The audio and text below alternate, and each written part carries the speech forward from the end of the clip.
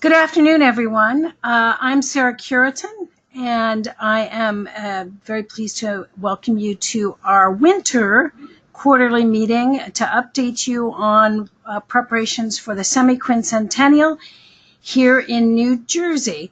And I want to let my co-presenter introduce herself as well. I'm Janice Sellinger, Executive Director of Crossroads of the American Revolution National Heritage Area.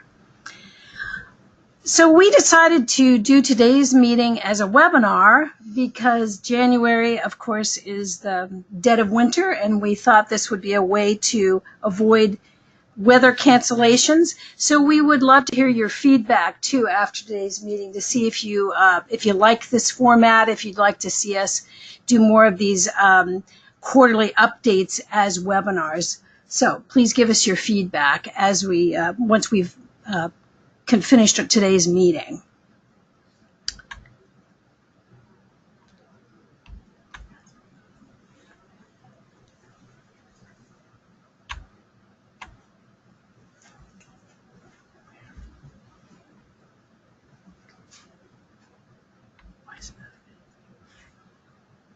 Oh,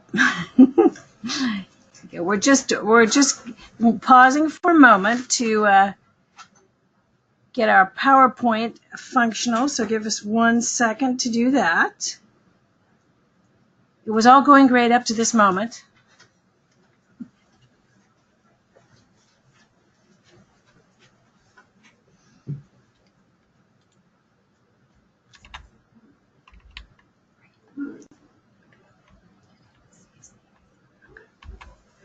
Okay, now we're up and running.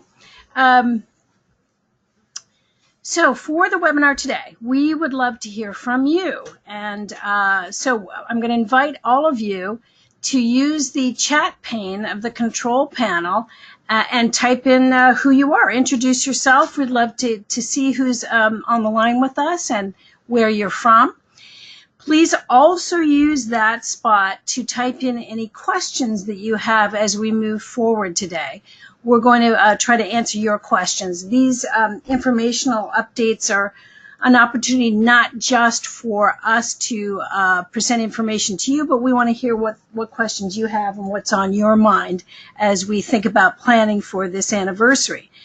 So please share your questions. And right now, if you want to type in an introduction, that would be fantastic. You all should be able to see those introductions as well, so you can see who else is on the line. Now we do have you all muted at the moment, but as we move forward into questions, if we have time, we hopefully can hear from those of you who do have questions, and we'll unmute you if we have time at the end to do that. Okay. So we're going to begin by giving you an update on what's happening at the national level. And my partner here, Janice Sellinger, was able to attend the festivities really prior to the first meeting of that commission. So she's going to give you an update on what transpired with that. Yes, so I was able to attend an event that they had prior to the first meeting of the Semiquincentennial Commission.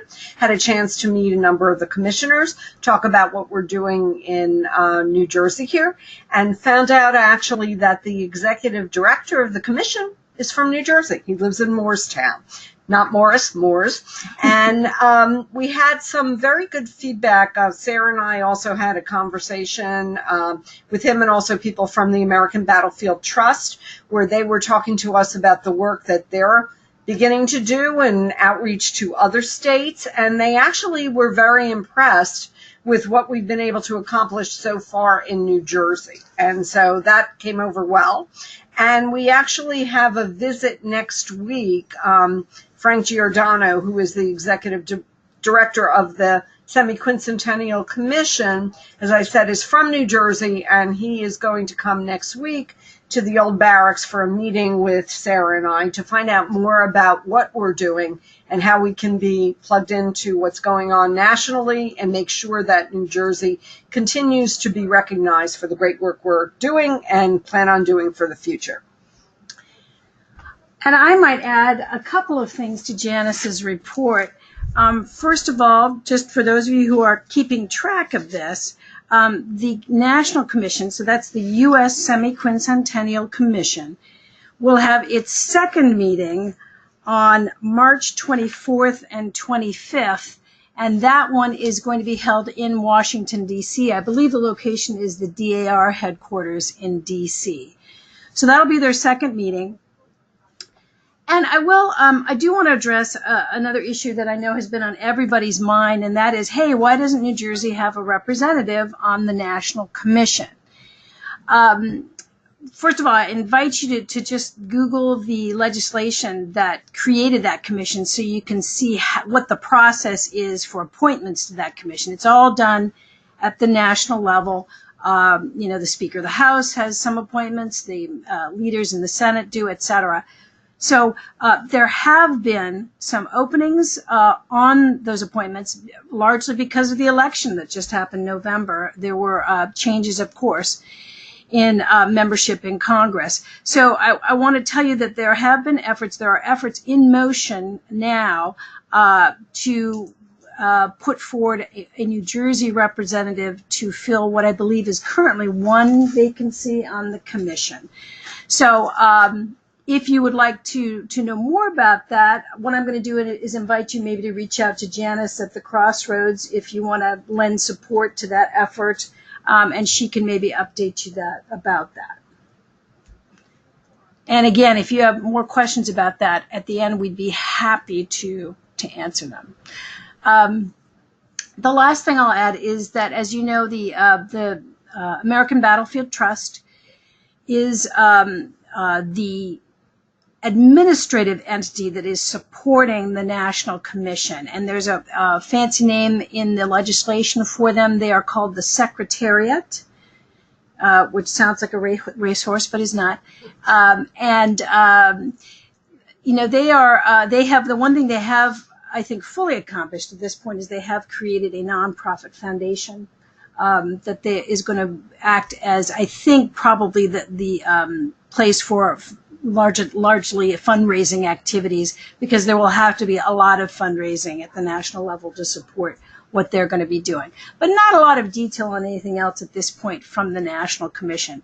But we are dedicated, both Janice and I are dedicated to keeping track of that and making sure that we can, make sure that New Jersey is well represented and that we can also report back to you on what has transpired. Now, there also may be questions about what's happening with our friends across the Delaware, our friends in Philadelphia particularly, but in Pennsylvania in general. They have been very active, as I think you all know, in preparing for this. And I'll let you know that Janice and I will be speaking with the Philadelphia-based group, which has been so influential so far. That's USA 250. We have a call with them, I think, later this week. And we will keep you updated on, what's going on with them. Our feeling is it's important to work collaboratively with Philadelphia, because there are opportunities there for us to really share promotional activities and ensure that we can really promote the whole region. But we also obviously want to be representing the New Jersey side of that story to our colleagues in Philadelphia, so that New Jersey doesn't get overlooked in what they're doing as well. Right, and just as a quick thing, their focus is clearly on Philadelphia and 4 regional hubs, and one of which is Washington Crossing. And obviously we understand that Washington Crossing is important, but there's a lot more that happened in New Jersey. So so that's our focus, obviously. And we are trying to keep up to date and remain close to what they're doing so that we can look for those opportunities for New Jersey. So now we want to give you a more detailed update on some of the partnership projects that the Historical Commission and Crossroads have been working on since we last spoke. I guess the big development since we last spoke was that the Commission did formally designate Crossroads in the American Revolution as our nonprofit partner in all of this. So we are very happy to be moving ahead with Crossroads to get going on all this planning. And the first big project that we are collectively undertaking is a capital needs assessment, and Crossroads is the lead on that one. So I'm going to let Janice walk us through what's developing on that front. Right. We've been very busy working on an RFP, and that RFP we plan on releasing and posting today. And there will be an ad probably in the Star Ledger by the end of the week for it. And this is to find a professional consulting firm that will inspect, assess, and estimate costs for needed improvements to get our Revolutionary War sites ready for visitors, now and also leading up to the 250th. And also to recommend some possible sites for one or more Revolutionary War visitor centers. That will not the actual designation of that will not be part of this RFP, but there will be some recommendations that will come out that we plan on doing for a future RFP. We have a bidders meeting where if people have questions concerning what they are reading about in the RFP, that will be scheduled for February 19th at 11 in the morning at the Old Barracks in Trenton. And the bids are actually going to be due to Crossroads by March 12th. And we will be selecting the winning bidder in consultation with a team of preservationists and historians. But that will be a focus of Crossroads as the private nonprofit working in partnership with the New Jersey Historical Commission. And I wanted to just add, for those of you who might kind of have questions about, hey, how did you develop this RFP? What I want to assure everybody is that we've been working very closely with our colleagues at DEP in Parks and Forestry, who of course have responsibility for many of these sites. We've worked with key members of both the Crossroads constituencies as well as the Historical Commission, and also with representatives from the Historic Preservation Office. So we have tried to pull in some key partners to help us develop that RFP and get the language as good as we possibly can. Oh, and we also, of course, have had input from travel and tourism as well. So it has not just been Janice and me sitting in a room and dreaming this up. I just want you to know that we've really tried to get the right, the right set of expertise to help us develop that RFP.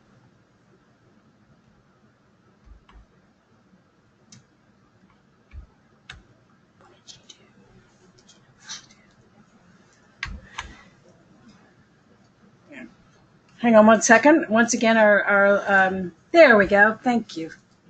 Thank you very much. Okay, so the second big task for this year is to undertake a survey of history and civics education in New Jersey schools. And the Historical Commission will be the lead on that project. I see Adam Pearl is on the line from Art Pride, and he, I'm sure, can attest to how useful the arts survey has been over the years that they've been doing a similar thing with surveying arts education statewide in collaboration with the Department of Education. So this next project is in fact to do that very same thing, but for history and civics education. So right now we are working on developing an RFP for a firm to undertake that survey. I would think that the public announcement of that will come in February, most probably. And we are approaching the Department of Education to be a supporter, a partner in that, because the key here would be to get the Department of Education to actually tell districts that they must complete the survey, which is what they do for the arts survey. So once that a consultant is identified to undertake this survey, we will be assembling a diverse team of experienced educators to work with us and with the consultant to help craft the questions that we want to include in this survey. Now, why is this an important step? Well, I'm sure that everybody on this call probably has some ideas about initiatives that could help strengthen history education statewide. But and I thank you, Adam. I see Adam's provided the link to the ART survey, and I encourage everyone to take a look at it if you haven't already. But before we make prescriptions for how to improve history education and civics education, it seems really key that we first get a read on what's actually happening. So we want to ask questions about how many instructional hours are being devoted. We want to ask about what grade levels is the content being delivered. We want to ask, is New Jersey history being incorporated as it is supposed to be? We want to ask about the qualifications of the staff that is teaching history in New Jersey schools and what kind of resources that they are using. And we want to ask about field trips. How many schools are able to actually take field trips to historic sites around the state, and what are the barriers that they are encountering to doing that. So that's the aim of this survey, but we will assemble, as I said, a team of educators to work with the consultants, so we really craft questions that are going to yield the kind of data that we want to see at the end of it. We are approaching several partners right now. I have already spoken with New Jersey History Day. We are getting ready to approach the Department of Education, and we hope to have a strong set of partners to do this. We will also be speaking to the New Jersey Council for the Social Studies. Now, just so you get a sense of the time frame, it is probable that the survey would actually go out to schools about a year from now, because it will take that long to craft the survey and set up the distribution. So that's what we're projecting, is that survey would go out in spring of 2020. Now, another big project that's assigned right now to the Historical Commission is to think about what kinds of large-scale research projects or history projects, even better than calling it a research project, let's call it a New Jersey history projects, that we might like to undertake. So we are in the process of hiring a historian to focus on that. And this spring, what I would anticipate you're going to be seeing is some real furious activity, hopefully from the Historical Commission, to both survey the current status of history research that relates to New Jersey and the Revolution. We will be convening scholars and educators to talk about this and offer their input, and I apologize for that lovely phone call that's coming in. And then we also want to design listening sessions all around the state to really look for where the interests and needs might be for this effort. So a little bit later in our webinar today, we will be actually asking you to help us in that listening session development.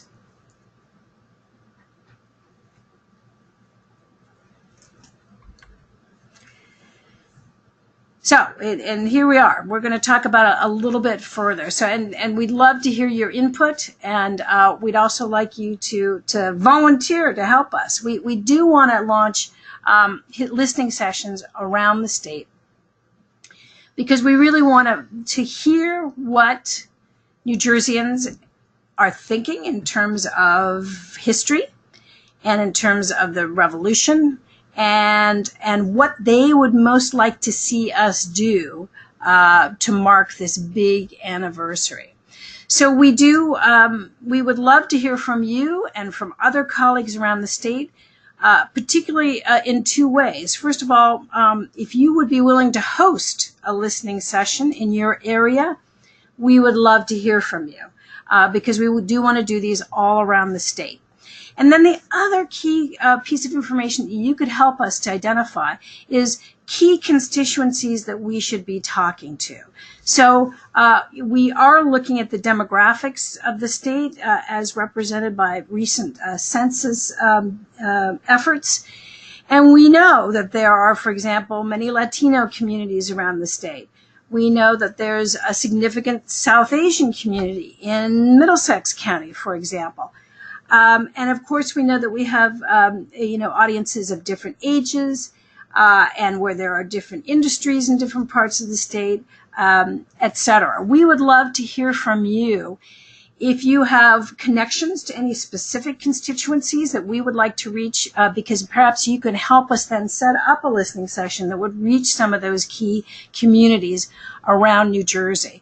So at the end of this session, we really hope that we'll hear from you all, and that you'll be willing to offer some expertise and also some partnership help to help us design and then implement these listening sessions.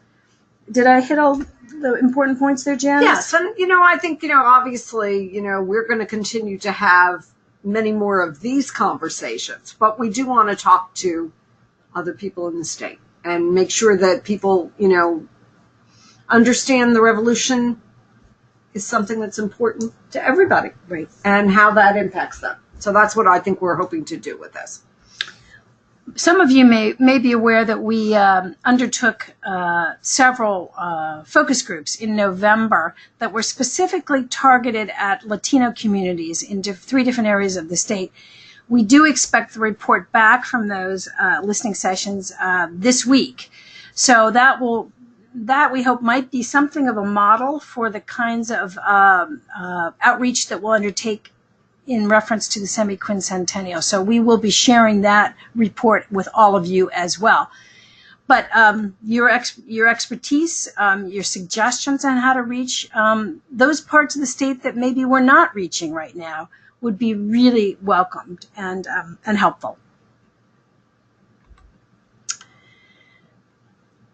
Okay, so the other piece that we are working on is an RFP for this year, and this is all just for this year, is an RFP to conduct a study of heritage tourism models around the country, actually. So as all of you know, I'm sure, the Heritage Tourism Task Force produced a lot of great fundamental documents about heritage tourism in the state of New Jersey. So we don't want to replicate that. We want to build on that information. And what we'd like to look for next in terms of heritage tourism study is to identify some really successful heritage tourism programs around the country that we might be able to copy or adapt for New Jersey. So that will be the last piece, I think, of major studies and data collection that we are going to be launching with this year's program. So, how can you all get involved? Here's some handy tips. Because we need your help. This is a partnership. This is all of us working together to really raise awareness of New Jersey's unmatched Revolutionary War history and sites, and to really see them have a much greater impact both on residents and on visitors to the state. And of course, the other big goal for this is to enhance people's awareness of the importance of history and the ways in which history is directly relevant to our lives every single day. So we need your help to help us achieve those goals. So we'll alternate. Let me start with the first one, and I'll let Janice take the second one. First of all, we'd love for you to attend, or as I described, we'd love you to possibly host a listening session as I've just described. Right, and we have already reached out to a number of our heritage partners and Revolutionary War sites to start putting together your capital needs data. Have you already done this? If you have not already done it and sent it to us, start putting that together, because that will be something that will be helpful as we continue with the RFP process. Great, and we just had a comment come in. I just want to make sure I capture that. Hang on one second. Oh, Kelly from the Dye Mansion, right. All right, Kelly has a question about the RFP and the assessments of site. Okay. What is the goal? Following that assessment, what will we do with the information found? For example, a site needing capital needs, are we going to find further funding? Is there dedicated funds to help those sites, etc.? Okay, good question. Right. The idea with this is that we're going to raise a lot more money.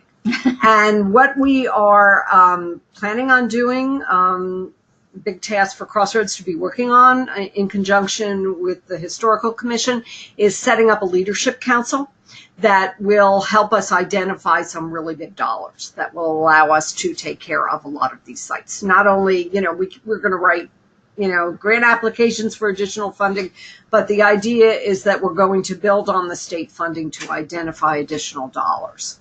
And that's the gist of what we are doing with this. And obviously, we're going to be looking for dollars to help with other things down the road, which is, some of the activities that you're going to be doing at your sites as well.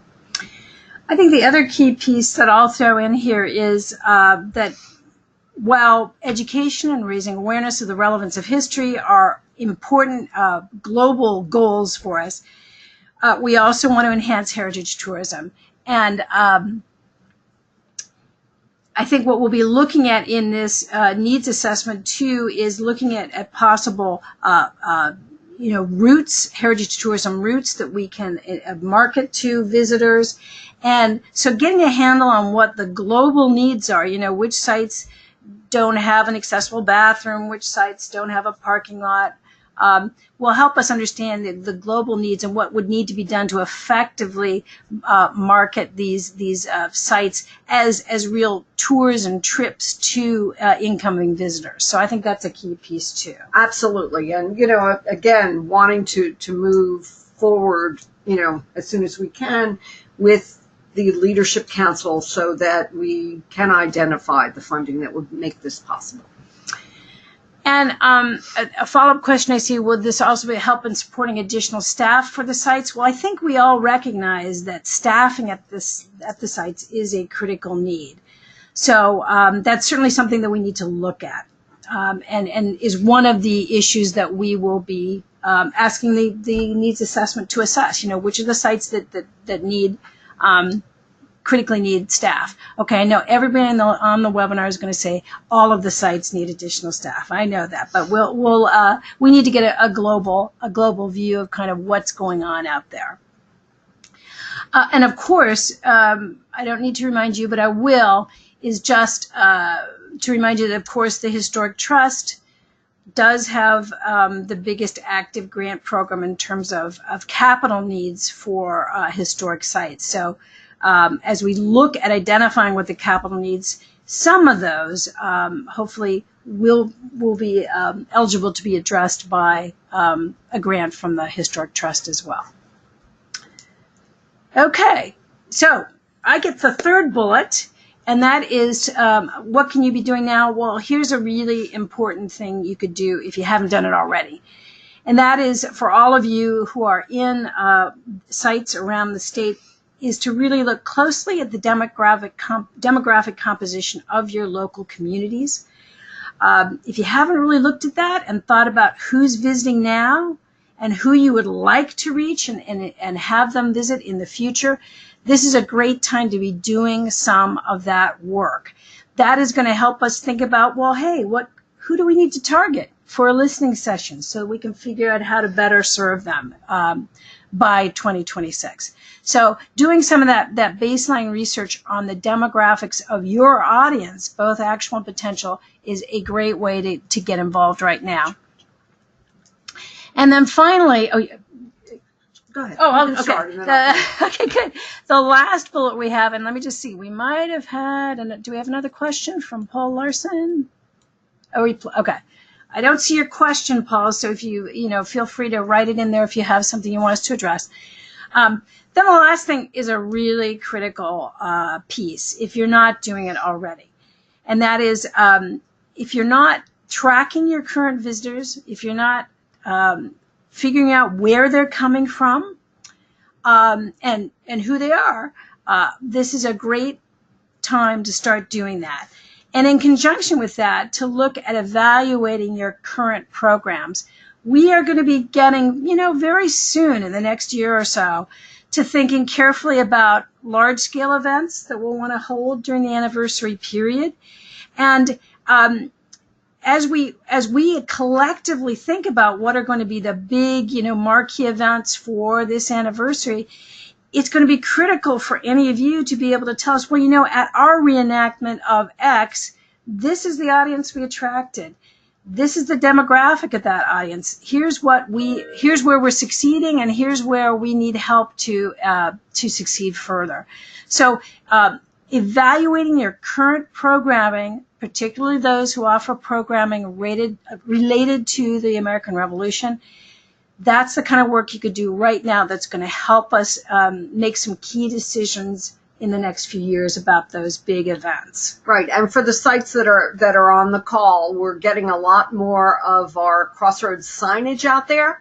So we're hoping to build on that, but we have a number of other locations where the signs have gone up recently and will be going up shortly. So if you have an interest in seeing a sign at your location, please get in touch with Crossroads so that we can help identify funding to make that possible.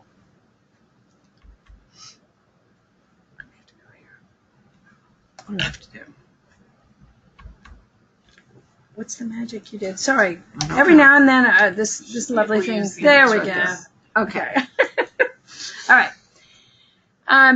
So we included this slide for all of you, and don't worry, I'm going to answer that question. We're going to circle back to the Revoir Visitor Center in just a second. But I just wanted to show you before we left this topic behind that here are some references for all of you to some useful information that could help you in your own evaluation work. So first of all, there's the link to the census data. If you haven't looked at it for your location, I urge you to do so. And then we also have identified some audience evaluation references that will hopefully give you some nuts and bolts ideas about how you can either start or enhance your evaluation at your specific site and your programs. And I believe we're going to make this recorded webinar available to everybody, so you can circle back to these links if you don't want to madly copy them down right now, which I'm sure you don't. So we did have let's go back to the question about Revoir Visitor Centers. So I'm going to start my answer by acknowledging that I know this is a topic that has been hotly debated for many years in New Jersey. I think it was being hotly debated when I first came to New Jersey in the 1980s. So it's a topic that has been around a long time, and I know there are many thoughts and ideas about it. In this first RFP right now, what we are asking the consultant to do is just identify some potential locations for a visitor center on the American Revolution. As Janice described in her discussion of that, we then anticipate that it would be important to then undertake a feasibility study for perhaps the most likely location, so we can see where the fundraising support is and where the the geographical support, the audience support is, etc. So this is just the first step in that, but we do feel that we ought to tackle that issue right from the get-go because we know it's been a hot topic of conversation for so many years. Now we, in our discussions, and again, this is this is a conversation that we're having about it. We also recognize that there's more than one model that should be considered as we make this decision. We all know that the Museum of the American Revolution opened in Philadelphia a couple of years ago, so I don't think there's any will to replicate that. But I think there is a lot of potential to think about either one centralized visitor center or more than one centers in different locations around the state that would be spots for visitors to come and get information on launching their Revoir journey through New Jersey. So that's the broad outline of what we're thinking about. And this first RFP is going to take us, make that first step, and that is to come up with a list of potential venues for a center or centers. Now, let's see. We had another question. Oh, okay. And I'm going to let our friends at Crossroads answer this question about, do you have an up-to-date master list or database of RevWar sites and events around New Jersey? Well, we have a master list of sites that reasonably inclusive. Yes, That- Sue, maybe. yeah. By the way, you could. I'm gonna throw this to Sue Kaufman. Okay, for a minute, Sue, who is introduce working on that list. Go ahead. Great question, Paul. This is Sue Kaufman from Crossroads, and I've been working with the team on the RFP for the capital needs assessment. So I can tell you that we have been working hard to have a comprehensive list. And at this point, we do have something together that we believe is reasonably comprehensive. There is always the chance that we have, there might have been a couple that didn't get included in the list, but we had to put something together for the RFP, obviously, to provide a basis from which our bidders will be assessing how they will approach the needs assessment and, of course, how much they're going to charge us for doing the work. The understanding is, once again, that, we've made a reasonable assessment of those. That list is going to be included with the RFPs so that the bidders can make their assessment. However, there is a chance that one or two might not be on the list, and certainly we'd be happy to get that feedback as well.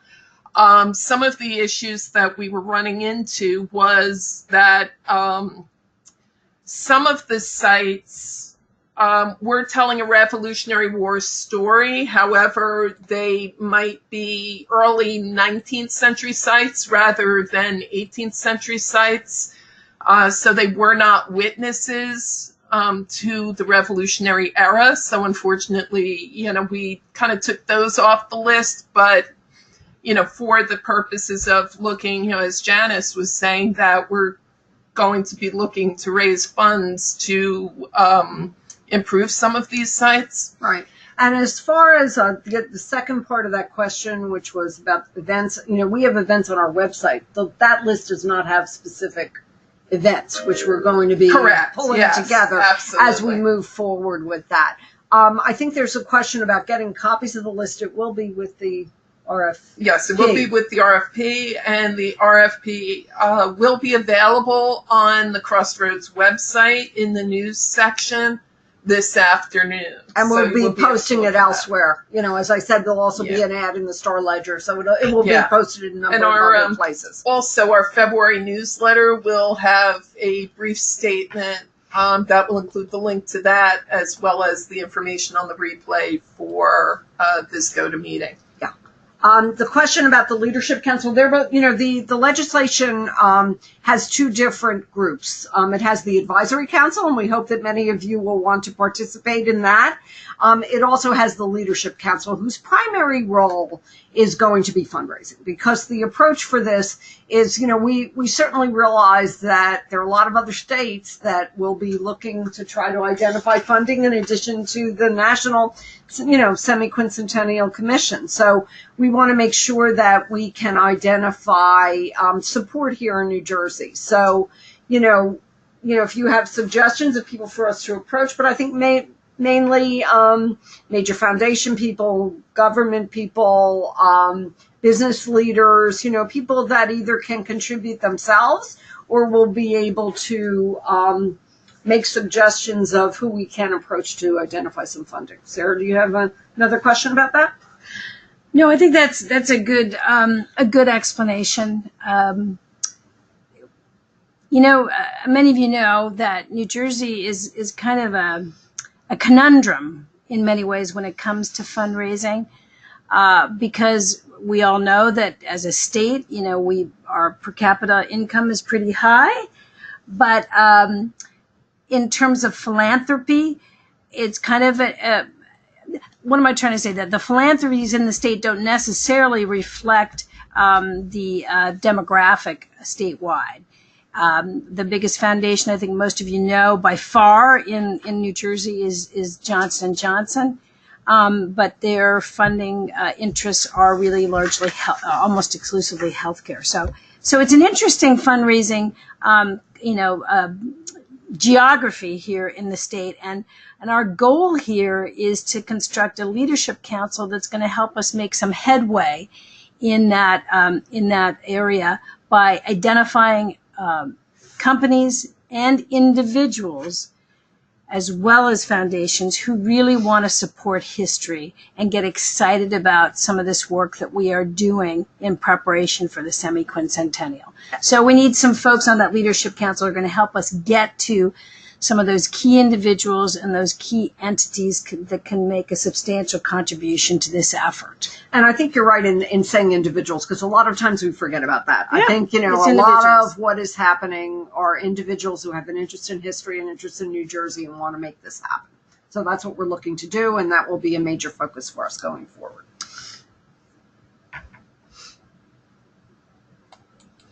Let us know how we did on answering that question. Oh my goodness, consider Rev era through the War of 1812. Okay. I want to address the history, that it's not just the Revolutionary War that we're talking about here. Right. Okay. Yeah. Good. That's a great moment to do that. Okay. So I know you all are going to run out and read that legislation that created the U.S. Semiquincentennial Commission. Because, if you do have insomnia, it's a great thing to pull out. But the key element I want to highlight in it right now for you is that it does call upon us not just to mark the events of the American Revolution, but rather to consider the American Revolution through the lens of the last 250 years of U.S. history. So, when we look at in that sense, the War of 1812 is relevant. However, one of our challenges, obviously, is to make some sense of 250 years of history. But I think a lot of what we'll be doing is looking at the ideals of the revolution and how they are reflected throughout the next 250 years. I think I've said in these meetings before, I consider that 250-year scope really a strength of this anniversary planning, because it gives us an opportunity to reach everybody. Because whether your family came here last week or whether they came here 300 years ago, we want to tell a story of the American Revolution that makes it relevant to you. So I hope that's a long-winded way of answering your question. Oh, Karen, thank you. That's a great question. Will there be a graph? Oh, wait a minute. We missed a question. So we'll get to Karen's question after we answer Lauren's question. New Jersey National Parks like Morristown might be a great place for a listening session. You bet. and we actually could speak about something at the end since you brought that up. Yeah, hold that thought. We'll make an announcement here in just a few minutes after we finish these questions. So no question that NPS is a valued and key partner in what we're doing here for this anniversary. Now, Karen asked, speaking of NPS, Karen asked, is there or will there be a graphic identity for NJ250? Yes, there will. Now, we're not ready, I don't think, to make a grand announcement, but listen, maybe, keep your ears tuned, because we are planning an initiative to, in fact, identify a graphic identity or logo for NJ250. Right, which we feel is vitally important to do. So look for that sooner rather than later. Yeah, we've got something up our sleeves, which we should be able to answer very, very soon. And thank you, Karen, Morristown. We will be calling, no question. Okay, so Hillary, hi Hillary. Are there any thoughts about how to draw in and involve populations living areas of the state where there are fewer? Yes, absolutely. So Hillary, yes, we want to involve the whole state, which means potentially, places where there wasn't any Rev War activity. Granted, those places in this particular state are sort of few and far between because the revolution was sort of everywhere in New Jersey. Much more so than, say, Delaware, which has only one actual battle site, I believe, in Delaware. But never mind. Needless to say, we do want to involve every part of the state. And exactly how that will take place is something that we want to develop through our listening sessions over the next year.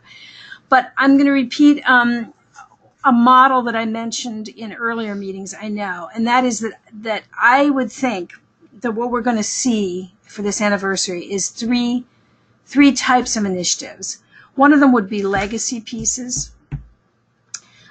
Things that for example, during the tercentenary for New Jersey, one of the big legacy pieces was actually the construction of the State Museum and the State Library and the planetarium. And I would hope that we'd have legacy pieces coming out of this anniversary, perhaps the construction of one or more New Jersey Revolutionary War visitor centers might be one of those legacy pieces. The second leg of the stool, I would say, would be events, some of these big marquee events that get people excited about the anniversary and about history. But then the third leg of this stool, I think, would be community-based initiatives. And I really hope that we will see some of those. One idea that's been kicking around in my head, so I'll take ownership of it because nobody else has endorsed it yet. But just to give you an example of a community-based initiative we might undertake that would involve every community, is maybe we launch an initiative to get municipalities all over the state to designate their semi-quincentennial heroes or heroines. So maybe an initiative to get whatever community is to identify someone they think maybe who embodies some of the ideals of the revolution that they'd like to commemorate in their own hometown. So initiatives like that allow any community to be engaged should definitely, whether they are Rev War sites or not, should definitely be part of our planning. Right. And I don't know who's the last question from. Brad. So, yes, Philadelphia, I had mentioned, we've had some conversations with the group working in Philly, and they're obviously interested in Philadelphia-focused event, but also the region. But when they talk about the region, they talk about hubs and they talk about New Jersey, but they just talk about Washington Crossing.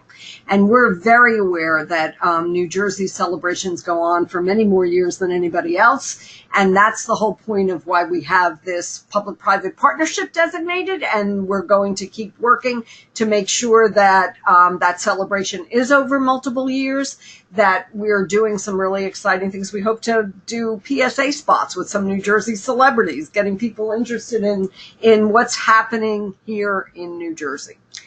And just to amplify that, our friends up in Boston have already started their semi-quincentennial programming because their events are already going historically. So it's definitely going to be, everyone is seeing this as a multi-year anniversary. Okay.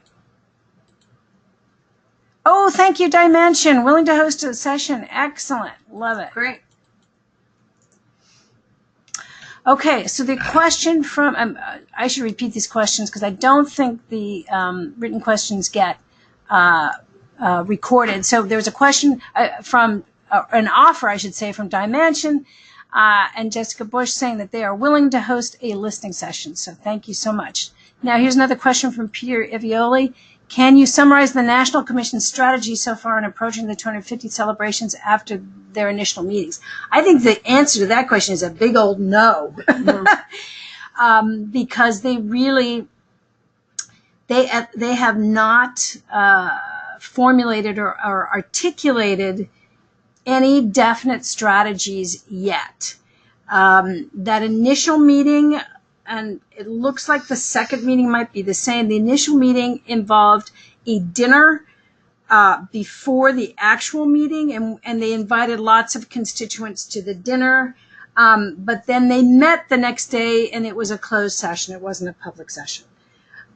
My hunch is that the next March meeting might be the same, because my feeling is they just have not progressed yet far enough in their, coalescing as a commission to have to be ready to articulate anything publicly. But both Janice and I are staying very on top of that, and we will strive to be absolutely your eyes and ears, so that we can communicate to you any developments that at least are being shared publicly from the National Commission. Maybe one thing I can tell you that might be reassuring is when the American Battlefield Trust was selected as the Secretariat, they immediately began saying, I think both to me and to Janice and others, that they were going to make sure that New Jersey had a prominent role in the national celebration. And, there's a practical reason for that, and that is that, as I think you all probably know, they already have a substantial investment out at Princeton Battlefield. So New Jersey is fortunate in the selection of the American Battlefield Trust, because they are already tuned into the Rev War assets of our state. Right. And I think their first meeting was mostly logistical. Mm-hmm. And, I think what they're doing now is reaching out to some other, state organizations like ours, to see what we're doing and incorporating that. And we'll find out more in March from them. A really good point from Tom Pyle. He notes that in so many historic parks, even basic maintenance is lacking. Structures are crumbling. Invasive species encroach everywhere. In addition to a capital needs assessment, what is contemplated for ongoing operational needs? No good to address capital needs without operating needs. Really good point. And in that needs assessment, we are asking, again, the consulting team to put together recommendations, not just for physical needs, the roof that leaks, the door that's off its hinges, but to also address visitor services needs, which would include staffing and some operating costs. So it's a big task, no question about it. But hopefully this initial survey will at least give us some baseline data to begin moving forward on. So Asher Lurie, hi Asher from the barracks, and he says that the barracks is always willing to host a listening session, and we will be right over to the old barracks. No question about that. We'll be gathering there, I'm sure, on more than one occasion, so thank you, Asher, so much. Tom Pyle asks, who is the senior New Jersey elected official or cabinet official with the formal oversight responsibility for all of this? Well, I think the answer to that would be the Secretary of State, because the legislation has designated the New Jersey Historical Commission as the state agency who is taking the lead on this planning. And, of course, the Historical Commission is in the Department of State, and we report to the Secretary of State. Okay, and I think that is, hang on one second. Okay, and this is our next meeting, thanks to Tom Ross. We are proposing that we have our next meeting up in Morristown, Tuesday, April 9th at 11 a.m. So I'm hoping that, yes, and we're in. It's not a go-to meeting. No, this is not a go-to meeting. This is an in-person meeting up at Morristown National Historic Park. And we would, again, let me reiterate that we would love to hear from you, your reactions to this go-to-meeting format. I can see here that at the moment we have 42 people participating in the go-to meeting. Or possibly more if they're together at a computer. Right, yeah. Or a speaker. But, our goal, at least at this stage of the game, is to have for these sessions per year, so that all of you and anyone else who would like to know what's going on has a regular opportunity to get updates and ask questions. But we would love to hear back from you whether you like this GoToMeeting format. Maybe you'd like to alternate. Maybe we alternate in person with GoToMeeting if you all like this GoToMeeting. Now, we have a couple more comments coming in. Thank you, Karen. She is telling us that the meeting on April 9th up in Morristown will be in the auditorium. And thank you. She is looking forward to seeing all of us there. And Asher is saying, I propose we have Eric Olson Morris and Morristown NHP bronzed. Here. I'm not sure whether will be willing to do that, but it's a lovely thought for sure. So this is fantastic. I see that we are at 1:25, so we have just 5 more minutes of our allotted time. So I'm just going to see, are there any last comments or questions from anyone on the line? Anybody maybe on the phone that wants to ask a question? Is there a way to include them? Here's what I'm going to try something crazy, and that is I'm going to attempt to unmute everyone in case there is anyone. Okay. We lose them? No. Here we go. Okay. Oops. Is there a way to get, if somebody is on the phone and wants to ask a question? Did I just unmute everybody by doing that? I clicked all. Yeah, this is. Oh, somebody's there. Okay, So- great. So for our last 4 minutes, it is a grand free-for-all. Oh my God. Is there if you are on the phone though and not on a computer and you wanted to ask a question, this is your opportunity, and we'll attempt to referee any competing questions.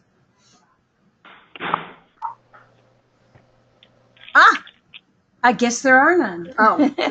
Oh, Which New Jersey congressional rep is showing the most interest in this? Tom, we are somewhat living in the hands of our congressional representatives, but we have inside information that suggests that there is a member of the New Jersey delegation who is very interested in taking that spot, and is putting that name forward for appointment. Nancy Pelosi has to make the appointment. Okay, any last comments or questions from anyone? All right, I want to thank everybody for joining us, and we look forward to... Hey, is it Sarah? Yes. This is Kevin. Hi, Kevin. Excuse me. Hi. One of the things I just wanted to put on the table after listening to this really intense meeting is that the hospitality industry is key to having a successful program, I think. And the sooner we can engage key representatives of the different facets of the hospitality industry, I think will go a long way. I mean, I know it's essential to talk to the sites and their needs, but we have to hear from the hospitality industry. And I was just at the New York Travel Show over the weekend, and it was kind of very disappointing as to the history that was provided, the heritage tourism aspect of what was being provided. And that's not to be critical of the Travel Industry Association, which has a grant from New Jersey Tourism, but certain aspects of our history, including our national parks and our national historic landmarks, weren't presented in a way that would be enticing or interesting to anyone. So, in fact, there was no information about most of them. So I think there's a key to start engaging the hospitality industry. Journey Through Hollowed Ground was a great example in my experience with Crossroads of how to do it with hospitality and creating visitor ambassadors throughout the Journey heritage area. So I think there's a role in your concept, Sarah, of of having individual communities, but also in creating hospitality as a focus, as well as honoring people who match the ideals of the American Revolution. Sure. Just a comment. Point very well have, taken. Yeah, and if you have any specifics, Kevin, that you want to pass on offline to me, of people or organizations you think we should approach, that would be great. We and we do have, as I think you all know, travel and tourism is named in the legislation, and Jeff Vassar has been working with us very closely. I think you're going to see travel and tourism's engagement increase as we move forward here, and I would think that this is also an area, and the DMOs a key area where they can play a very, very important role. Yeah. Oh, absolutely. I don't know if Adam, are you still there? Adam Pearl? Yeah, I'm still here. Can you guys hear me? Yep. Do you have anything to add from your experience on the DMO side? Yeah, so the one thing that I would say about that, specifically to the New York Times Travel Show, is all of the information that was presented there by the Tourism Industry Association is delivered by the individual members of the Tourism Association, primarily the Destination Marketing Organization. Right. So, right. That's what I was told. Yeah. So, there's the NJTIA doesn't, put together any material of its own. Right. We're not a promotional entity. Jeff Vassar and the Division of Travel and Tourism, they're the promotional entity. And frankly, we're only at the New York Times Travel Show. We only get that grant because before Jeff, they weren't doing that show at all. New Jersey wasn't there at all, and we thought that was ridiculous. We have to have some sort of presence. Right, and I'm glad it happened. Yeah, so that's really why we stepped in. So two things I would say, one of which is what Sarah had mentioned, which is we're making sure that on the public side and on the private side, the connections are happening, and that the tourism industry, the travel and hospitality industry are tuned in from the very beginning, and that's part of the reason why I'm here and I'm participating to make sure that from these very initial conversations we're tied together. But in the bigger picture, longer term, to go back to what Brad's point was about multi-year, I cannot stress enough that the individual entities, both the historic sites and historical societies and the county cultural and historic entities need to have solid working relationships with their local destination marketing organizations. And I know not every area in New Jersey is covered, but those that are covered by DMOs, you need to have a relationship with them. You need to be providing them with content, with pictures, with information, updated events, all that sort of stuff, because when they make their brochures that provide the pictures for banners and stuff like that, they're pulling from what they have on site. And if you're not giving it to them, and the arts entity or the amusement entity or the downtown business improvement district is, then those are the pictures and that's the information that's going to be provided. So it is the longer term view, and you could start now to make sure that in the years coming up to the 250 and the years after the 250, all of that cultural heritage, all of those assets are really properly displayed. Great, thanks. Great, thanks, Adam. That's great. And I should have added that to my "How can you get involved" slide. So that was a great add. And then Hillary has one more comment for us, following up from Tom. Besides celebrations, are there plans to invite New Jersey legislators, other political figures, as prominent presences at events, so as to improve state rep awareness? Absolutely. Mm-hmm. So I think there certainly will be active engagement of our elected officials and other VIPs. But, Adam raises another really important point and that is that it's equally important, I think, for our RevWar sites on an individual level to be making those connections as well. And now is not too soon to start that. Right, and Crossroads is making some, conversations with our elected officials to let them know what we're doing with the 250th, and also how people can become involved. Yep. And it's Adam again. I'd also say if you don't know your local destination marketing organization and you need an introduction, I'm happy to do that. I just put on the chat my email, and I'll say it. It's adam@artpridenj.com. Shoot me an email if you don't know your DMO. I would love to make it. That's great. Okay, everyone. So we've hit 1:34, and I know some folks need to get on to other afternoon activities. So I want to thank you all for being part of the webinar. And again, send us your reviews. Let us know if you like this format, and we look forward to seeing you at Morristown in April. Great. Thanks. Thank you. Thank you. Bye-bye. Thank you. Thank you, Sarah. Alrighty, bye.